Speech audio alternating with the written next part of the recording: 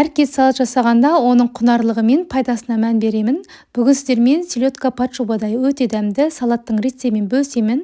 Жүкшені қызартып, құрбы-құрдасыңызға жіберіп қойыңыз. Алдымен соусын жасаймыз. Ол үшін 50-50 етіп қаймақ пен майонезді қосамыз және бір түйір сарымсақты қосып араластырамыз. Салатымызға ең бірінші асылған тауық етін шанышқымен тарам-тарам етіп турап аламыз да үстінен соусымызды жағып тұз себеміз. Оның үстінен үкіштің ірі көзінен өткізіп ірімшікті қосамыз. Соус жағып тұз себемізде суда ысылған жұмыртқаны да үкіштің ірі көзінен өткізіп қосамыз. Әр қабатында соус пен тұзды сеуіп қайталап отырасыздар. Сәбіз бен қызылшамызды қосқаннан кейін ең бетіне соусымызды жағып, кемі 2-3 сағатқа тұз дәмі сіңуі үшін тоңазытқышқа қоямыз. Бетіне грек жаңғағы мен аскөк қойып әсемдесеңіздер болады.